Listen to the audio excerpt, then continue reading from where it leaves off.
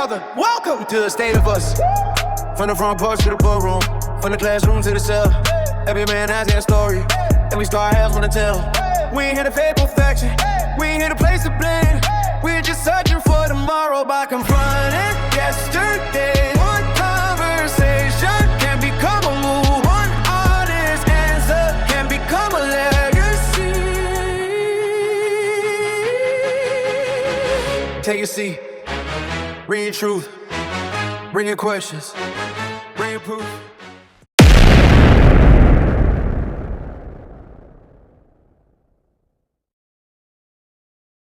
Welcome to the State of Us, episode 1, numero uno.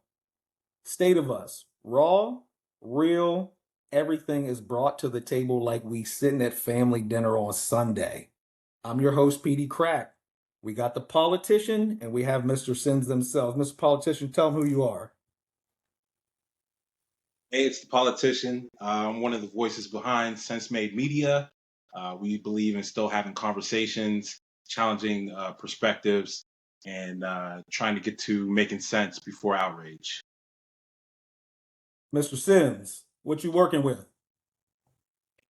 Hey guys, I'm Sims. I'm a entrepreneur, business owner, and also a person that just goes out and seeks the truth. I never take anything off face value. I always go and do my own research. Let's get it. I'm your host, PD Crack.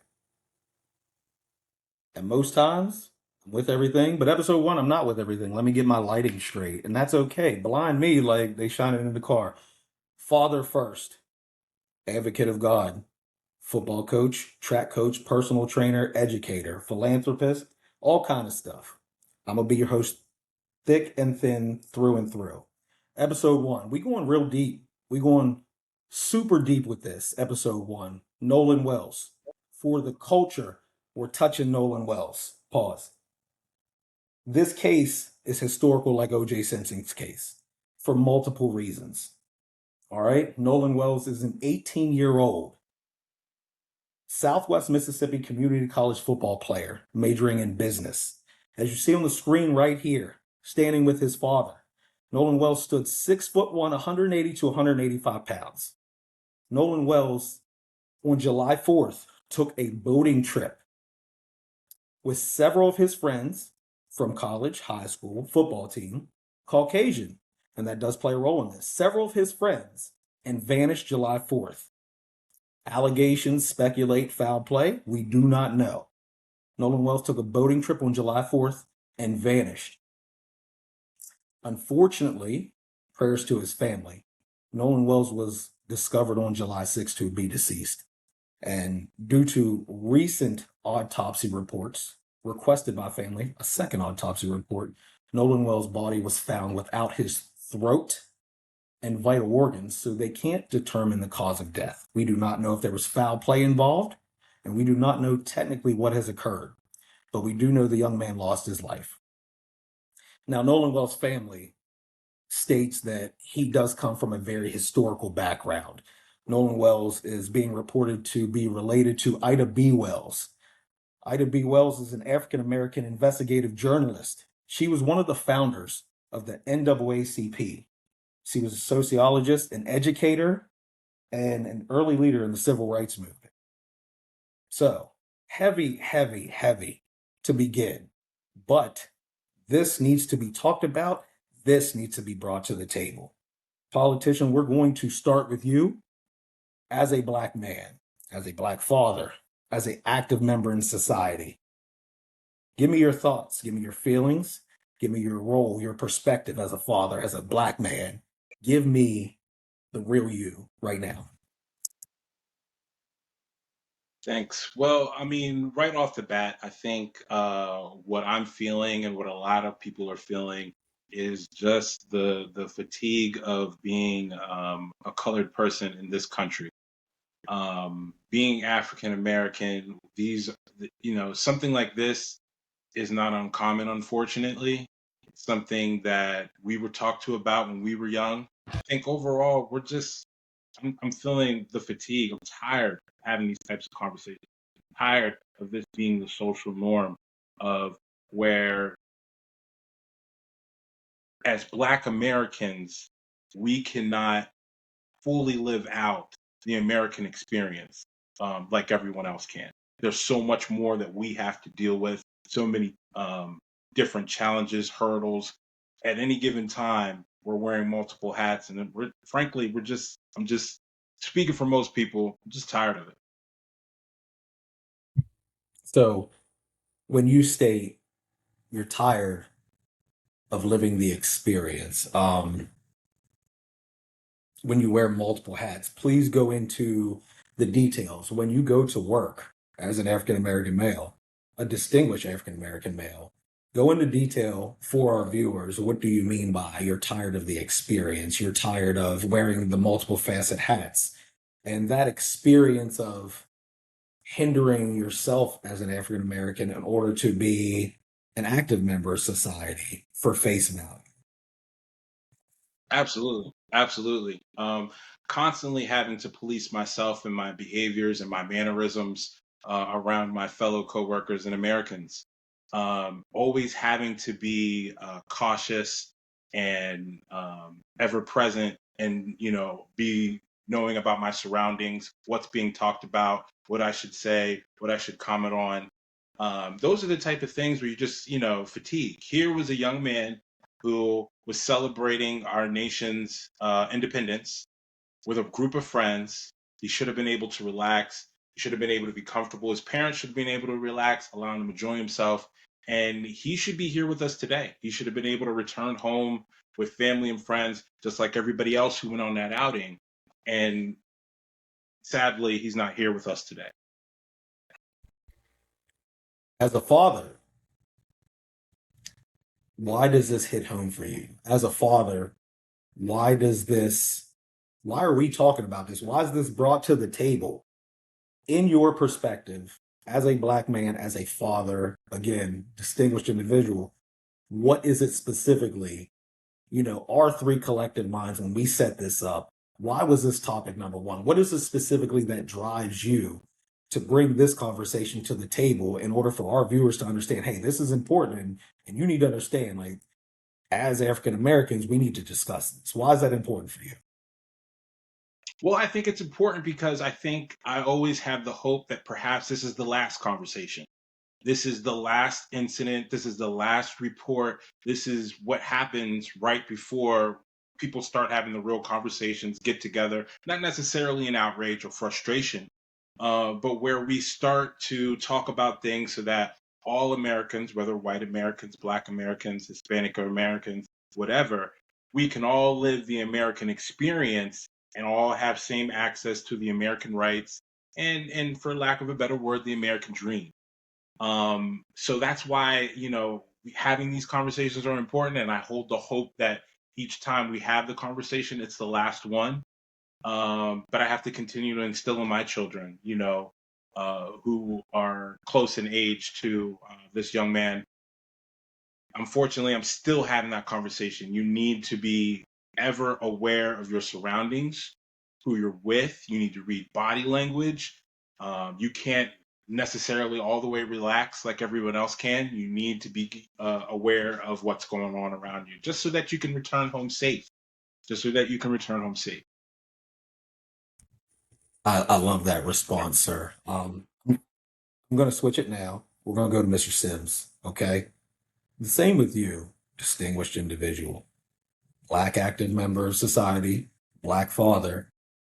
Why does this hit home for you? When you look at your children, why does this resonate for you so bad?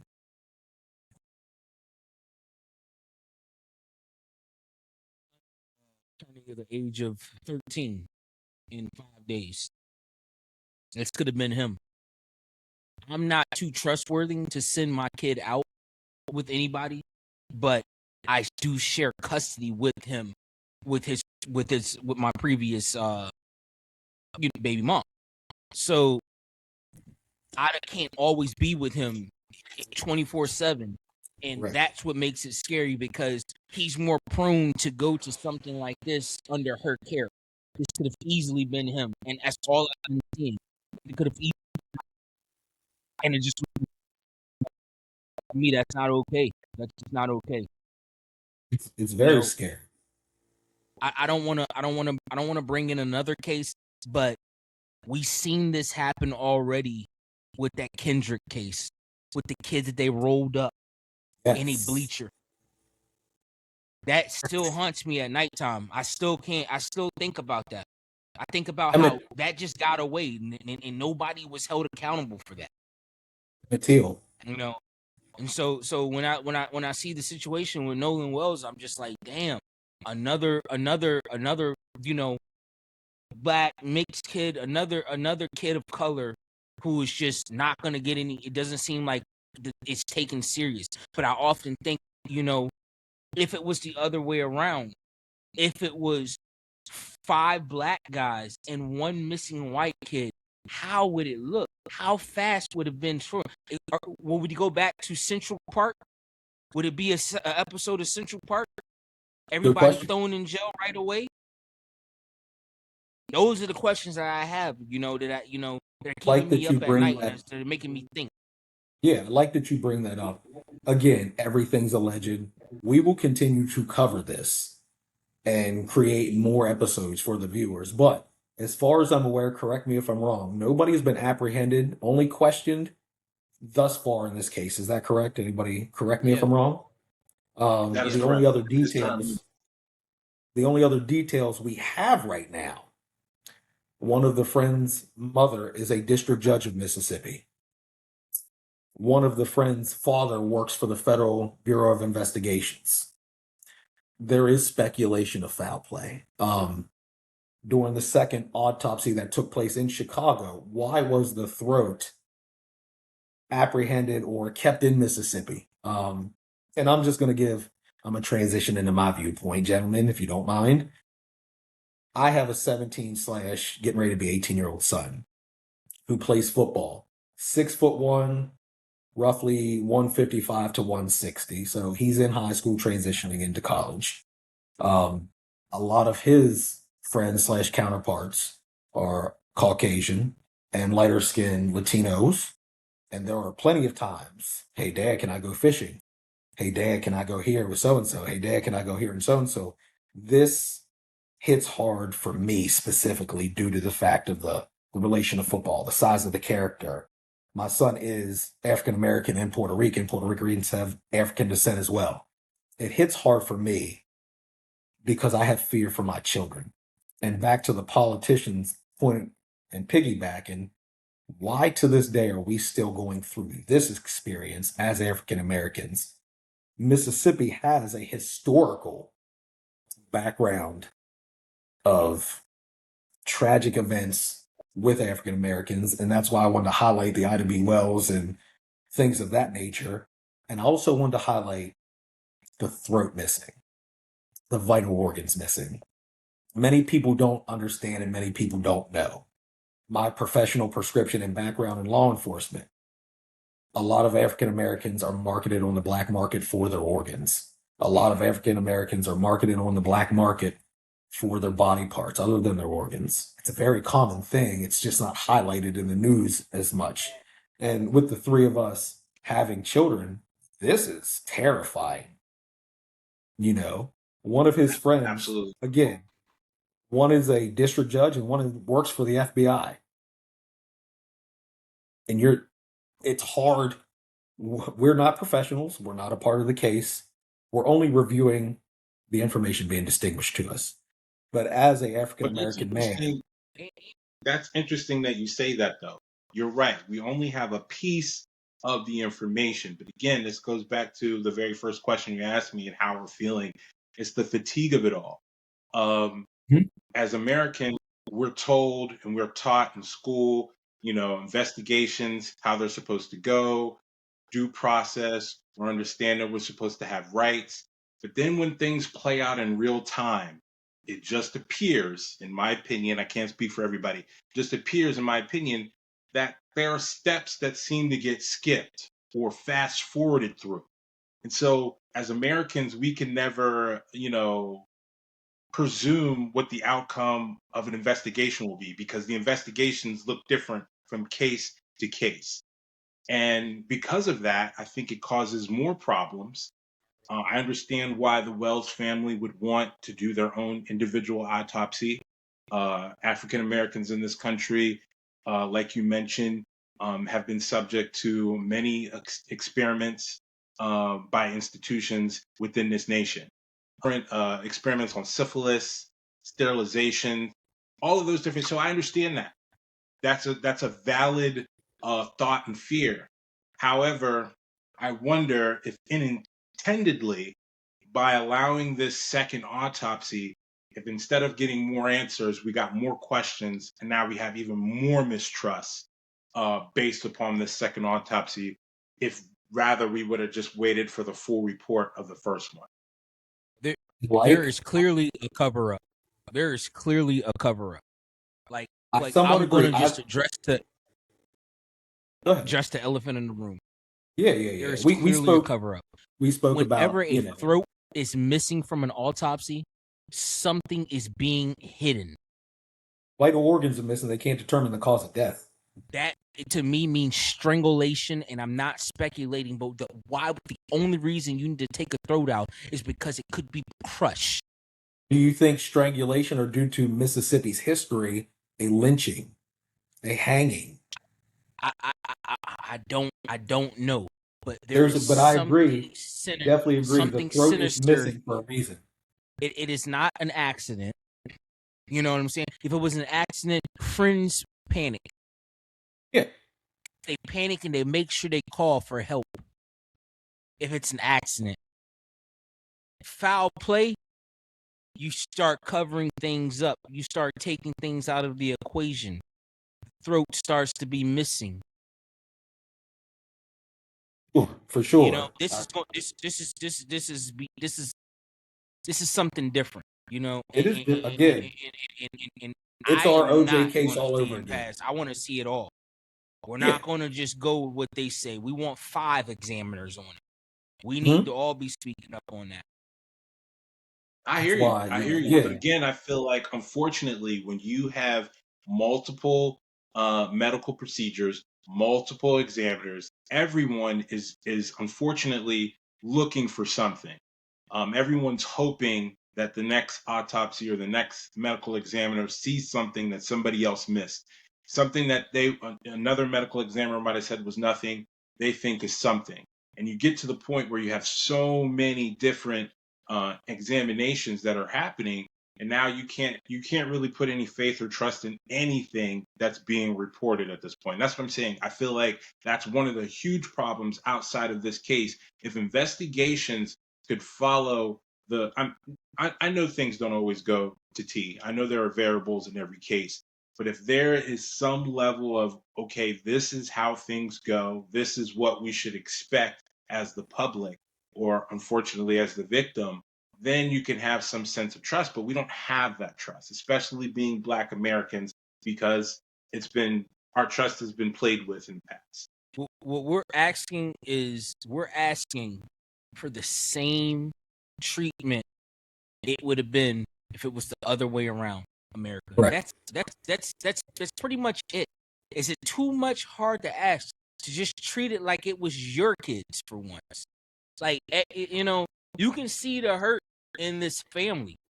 This type of hurt is It's the type of hurt that you felt when Hurricane Katrina ripped through and took out all them people. Yeah. You felt that through the camera. Absolutely. I personally feel I understand the multiple autopsies. However, the reason why we're bringing this to the table is the same reason the multiple autopsies are being requested. We have to be uncomfortable being uncomfortable. And even as professionals, lawyers, doctors, coroners, there's a reason you go get a second medical opinion. Because what if that first doctor missed something? There's a reason you go and you can go get therapy. And politicians is your professional prescription. You may not be comfortable with your therapist, but then you resonate with a new therapist.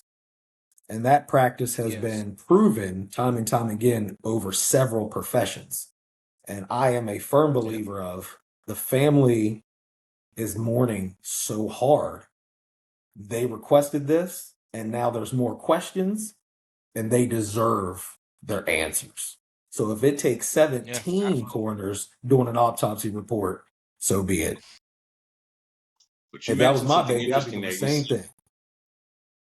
Absolutely. You said that the family is grieving, and that's the thing that I'm saying. If there was some way that they could build back the trust with our community, the way that we could trust them to do so. Because while you're saying getting a second opinion, I agree with you wholeheartedly, and it has worked out. However, we're not naive to the point that we understand that all things have their limitations. Medicine has its limitations, So while, yes, in theory, it sounds great to have multiple medical examinations that they're going to be able to catch something that somebody else didn't. Handling the body, handling the information, everybody's going to want to find something. I'm not alleging anything. I'm just saying you have multiple results and you get to a point where now you have no answers, you have more questions, and the trust continues to erode away. How can we get back to a point where we can start to trust those professionals who are giving us their professional opinion on the matter? I agree. I agree as well. P, I'm gonna let you get in on that real quick, but I agree as well. How can we trust the information that is coming out going forward when the FDA just freaking a week ago got wrong what farm, you know what I'm saying, got the food, the poisoning of the food. Correct. So it's like Well, information that pause is right all there. time is Pause skeptical. right there. That's for another day. Pause right there. Okay? Yeah, that's for another day. That is for another day. But where again, I'm getting at, information is just not what it is anymore. Correct. And like I don't want to get into just seems like this is going to be a high value, a high prioritized very high category value case. So anybody is trying to attach their name onto it. So you got a coroner trying to make a name for themselves probably now. You got a lawyer trying to make their same name for themselves. The Sharptons done came out of nowhere as usual. So you know what I'm saying? Tyler Perry's over here trying to give his money, you know what I'm saying, towards it. So you know what I'm saying? It's now considered to be a celebrity type of case. Oh, it is. That's why this is our OJ case. But I'm going to stop. We're going to stop right here. We all agree. Yeah. Prayers to the family. Again, we are going Absolutely. to cover this continuously. Yeah, but we are going to pause. Covering.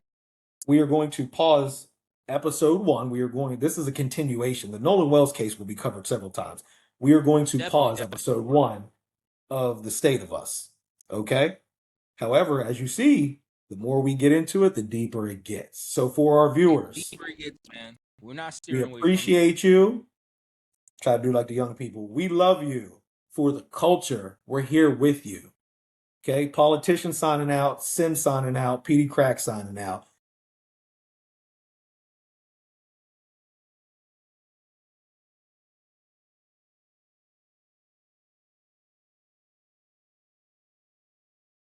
Take your seat.